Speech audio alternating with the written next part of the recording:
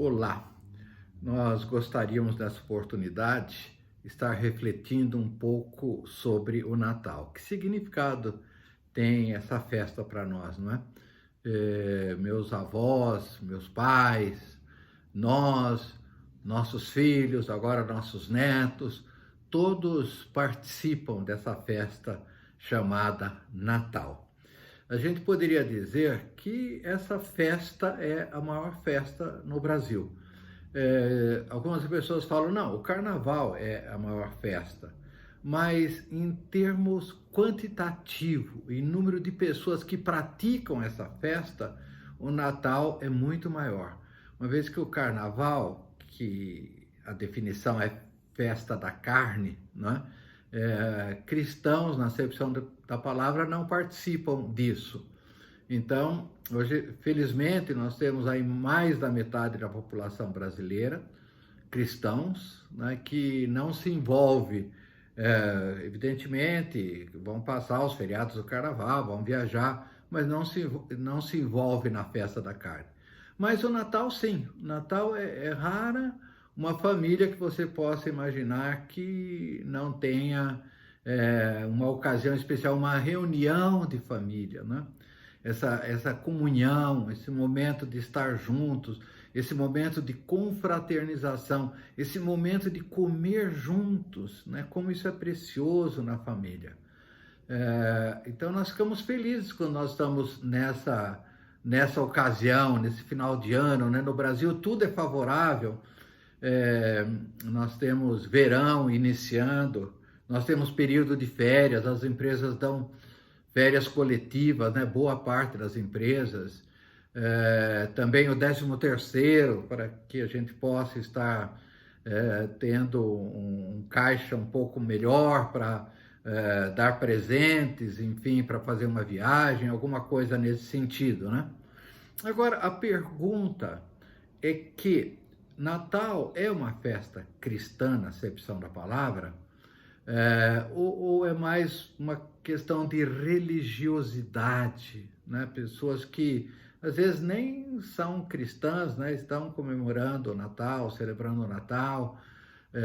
Existe essa tendência para o sagrado, né? Que a gente chama de religiosidade popular. Existe a cultura também, principalmente no Brasil, né? Nós somos muito fortes nisso.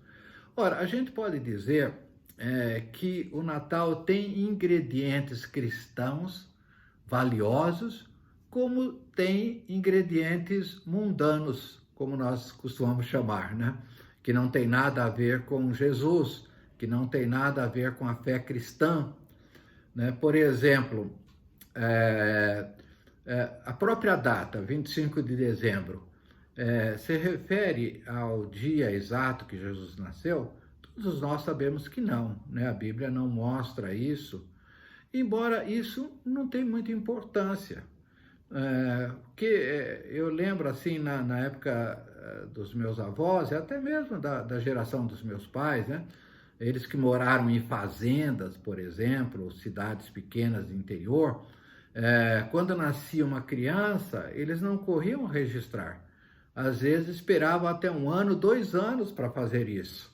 E, de repente, na hora do registro, colocavam dados errados. Às vezes nem sabia, eu conheço o caso em que, em vez de colocar a data do nascimento, foi colocada a data do registro, né? Quando tiveram acesso a um cartório, né? E o escrivão fez isso. Então, mas quando nós comemoramos o aniversário de alguém, mesmo que não seja exatamente aquele dia que ele nasceu, o nosso objetivo é centrar nossas atenções para o aniversariante, é focar o aniversariante, isso é honroso, né? Então não importa se é o dia certo ou não, a gente, com os nossos filhos, quantas vezes nós mudamos a data da festa, né, para comemorar o aniversário, né? Mas eu creio que um outro ingrediente, esse é mais assim afrontoso, vamos admitir, que é a figura do Papai Noel, né? Deixa eu explicar um pouquinho sobre o Papai Noel. Vem de um santo católico, São Nicolau, que viveu onde é a Turquia hoje, no século IV, e ele tinha como hábito ajudar pessoas carentes, pessoas necessitadas. E conta-se, não sei se é lenda ou não, mas você vai encontrar isso, em que algumas pessoas que estavam muito mal financeiramente, ele até jogava pelo chaminé um saquinho com moedas, né? Mas ele também tinha hábito de presentear crianças, crianças pobres, ele tinha prazer em fazer isso, era um homem bondoso acima de tudo, né?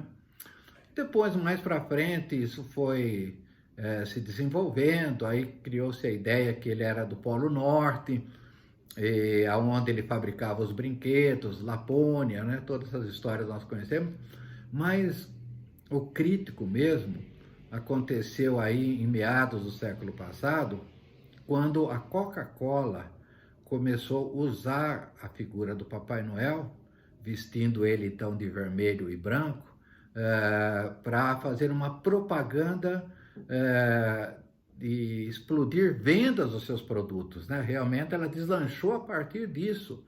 E é uma propaganda subliminar, porque o vermelho e branco faz você lembrar de Coca-Cola, talvez de outras coisas, mas a Coca-Cola sobretudo, né? Então, a partir daí, houve uma comercialização de fato da figura do Papai Noel, né? Então, nós tivemos aí, infelizmente, essa quase que uma adoração, né, ao bom velhinho, como se diz, né? Agora, o que a gente tem que entender? Que Jesus explica que na igreja, entre os cristãos, existiriam o trigo e o joio. O joio é muito parecido com o trigo e às vezes nós não conseguimos discernir, né? Então isso já foi avisado para nós. Então em todas as coisas que nós fazemos, num sentido cristão da palavra, sempre vai ter o joio, sempre vai ter uma infiltração diabólica, alguma coisa assim que tenta distorcer, né? Então, a arma diabólica, é lógico, o inimigo quer tirar a visão de Jesus e colocar em Papai Noel, às vezes até parecendo Deus, né? Então, é uma arma poderosa essa. Mas não é por causa disso que nós vamos deixar de celebrar, que nós vamos deixar de nos alegrar com o que nós chamamos de Natal. A gente tem que entender que há, sim, muita razão, né, de nós celebrarmos isso. Nós vamos ver que Deus celebrou o nascimento de Jesus, né? Nós vamos ver através dos pastores, através dos reis magos, né? Então houve celebração, isso que foram narradas, né? Nós não sabemos outras que foram narradas, né? Agora, o que a gente tem que entender? Aonde está a grandeza do Natal? Porque ela, ainda que não seja exatamente a data que Jesus nasceu, por que ela é importante? Não pelo aspecto cronológico, mas pelo evento extraordinário que aconteceu. O que significa nascimento de Jesus? Na verdade, o termo correto seria encarnação, né? Jesus se encarnou. A palavra de Deus diz que o Verbo se fez carne e habitou no meio de nós. Então, o Verbo é a palavra é o próprio Jesus Cristo, né? Então, ele habitou no meio de nós. Agora, se nós pensarmos, que significado tem isso? De Deus deixar a sua glória, a sua coroa de glória, para trocar com uma coroa de espinhos. Imagina Deus, na sua infinitude, se tornar finito. Imagina Deus na sua imortalidade, ele é eterno, de repente ele se torna mortal. Imagina Deus se permitindo a se reduzir no tamanho de um óvulo fecundado no ventre de uma adolescente. Imagina Deus se deixar ser cuidado por uma adolescente, ser amamentado por uma adolescente. Ela deu vida para esse adolescente, não no sentido espiritual, evidentemente, né? Mas para que ele sobrevivesse. Imagina Deus aprendendo a falar como nós, né? Eu fico imaginando Maria falar assim, né? Jesus fala mamãe. E ele, né, balbuciava como todas as crianças. Imagina isso, né? Então, a encarnação, ela é o maior milagre. Sem encarnação, não existiria cruz, não existiria morte, não existiria ressurreição, não existiria milagres, não existiria salvação. A encarnação de Jesus é algo para ser celebrado, né? É interessante a gente observar que Jesus não teve pai humano, e aí está o milagre, ele foi gerado pelo Espírito Santo no ventre de Maria. E por que tinha necessidade de fazer isso? Porque Jesus não podia conhecer pecado. Porque se ele tivesse pecado, ele não poderia pagar os meus pecados, ele tinha que pagar os dele. Então, ele sem pecado, ele tinha que viver sem pecado e morrer sem pecado, para levar sobre ele os nossos pecados, as nossas iniquidades, as nossas transgressões, as nossas maldições, né? Então, se Jesus nascesse de um pai humano, esse pai vem da herança adâmica, né? Como se Adão fosse picado por uma serpente, num certo sentido, e entrou o veneno no DNA dele e ele foi passando para todos os seus descendentes, e todos pecaram. Não tem como evitar essa situação que o pecado, que o inimigo provocou, e o homem recebeu isso, né? Acabou aceitando isso e passou para todos nós. Então, Jesus nunca chamou José de pai. Ele é gerado sem pecado. Isso é maravilhoso, isso é um milagre, né? É uma coisa linda, né? Então, Deus se alegrou disso, né? Porque Jesus, ele é 100% divino e 100% humano. Se ele é gerado pelo Espírito Santo, então ele é divino. E se ele é gerado por Maria, né, ou nasceu no ventre da Maria, ele é humano. Então, significa que o homem, é importante entender isso, né? O homem, quando vai fazer um teste de paternidade, se faz no DNA do homem, porque através do homem é que o sexo é determinado da criança, né? Então, se é um teste de paternidade, a gente faz com o homem. Então, veja, Jesus não podia ser gerado por homem, né? Então, Deus festejou, Deus celebrou isso, queridos. A gente não pode esconder isso, né? Vou pegar dois textos da palavra, assim, bem rapidamente. Um está em Lucas 2 e outro em Mateus 2. São os únicos dois evangelistas que falam do nascimento de Jesus, né? Marcos e João não falam do nascimento de Jesus. Então, a gente conhece a história em que um anjo se apresentou diante dos pastores, logo após o nascimento de Jesus, né? Com uma luz gloriosa, com um resplendor. Então o anjo diz, isso está em Lucas 2:8, venho trazer uma boa notícia, ela será motivo de grande alegria para todo o povo. Hoje, na cidade de Davi, nasceu o Salvador, que é Cristo, que é o Senhor. Na cidade de Davi, Belém, isso está profetizado no Velho Testamento, que o Messias nasceria em Belém. Então, tudo isso é um processo divino eu diria assim, antes da fundação do mundo, né? A gente sabe disso. Deus sabia que o homem ia pecar, mas ele preparou a salvação para o homem, né? Olha, depois desse anjo se apresentando para os pastores, uma multidão de anjos, um exército celestial, imagina que festa que Deus fez para o nascimento de Jesus, né?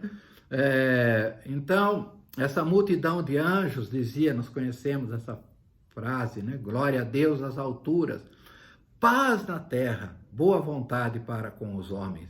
Então, Deus teve boa vontade para com os homens. Jesus é a boa vontade de Deus para com os homens, né?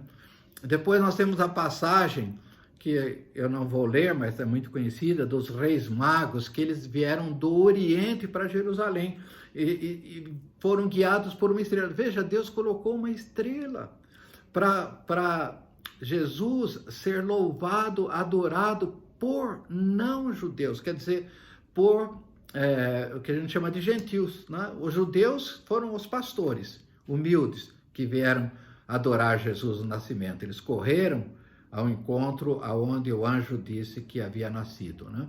E agora vem representando os gentios, vem do Oriente, esses reis, nós chamamos de reis magos, né? Eles vieram do Oriente e perguntaram em Jerusalém aonde nasceu o Salvador. Nós vimos uma estrela que indicavam, né? E aí os fariseus estudiosos viram que nasceria em Belém, então eles foram para adorar, eles se prostraram, eles levaram as riquezas deles, deram para Jesus ouro, incenso, mirra, né? Coisas muito preciosas. Então, isso é fundamental. Veja, Deus preparou no nascimento de Jesus adoradores judeus e não judeus para adorar o Salvador, porque ele veio salvar a humanidade. Então, o que é importante nisso? A gente saber. Em primeiro lugar, veja, esse menino que nasceu, né? Ele veio para trazer paz na terra. E quando a gente pensa em paz, nós pensamos em duas variáveis, amor e perdão. Veja, o cristianismo, a base do cristianismo é amor e perdão. Como é bom a gente pensar que no Natal nós podemos, embora todos os dias devemos fazer isso, né? Praticar o amor, perdoar, não deixar passar ninguém sem perdão. É um momento lindo para isso, né? Mas também, veja o que o anjo diz para os pastores, né? Que ele é o Salvador, o Cristo, quer dizer, o Messias, e o Senhor, o dono de todas as coisas, né? Então, ele é Salvador. Então, no Natal, nós devemos estar fazendo essa pergunta: Cristo já brotou, já foi gerado no meu coração pelo Espírito Santo, assim como foi gerado no ventre de Maria, né? Então, o próprio Jesus ensina que a salvação é nascer de novo. O que é nascer de novo? É nascer do Espírito e da água. Significa do Espírito, quando nós nos arrependemos pelos nossos pecados, nos arrependemos por ter negligenciado Jesus até então. O Espírito Santo toca e regenera o nosso espírito, nós nascemos de novo, né? E o batismo também na água, né? Nascer do Espírito da água.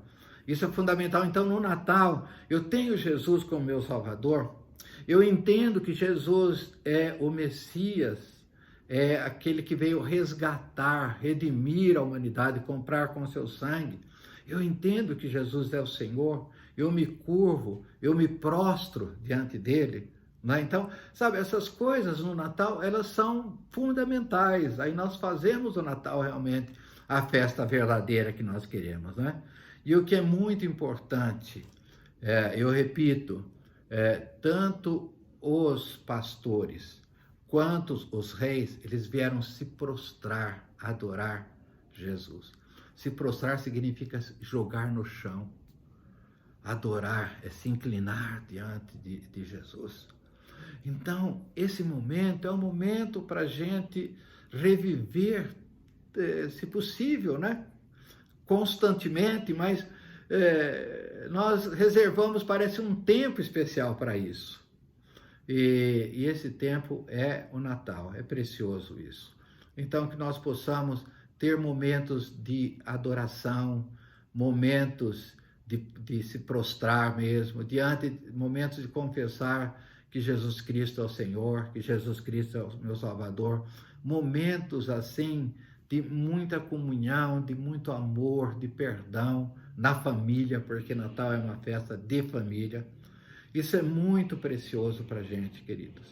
Então, que Deus esteja preparando um lindo dia de Natal para você, para sua família, com Cristo, né? Nesse espírito de que Ele é o Senhor das nossas vidas, né? Ele não ficou menino, mas ele cresceu, viveu 33 anos, morreu na cruz, ressuscitou, subiu aos céus, está sentado à direita de Deus Pai e vai voltar. E nós sabemos que esse dia está chegando, o dia da volta de Jesus, a segunda vinda de Jesus. Que Deus abençoe. Vamos refletir sobre isso.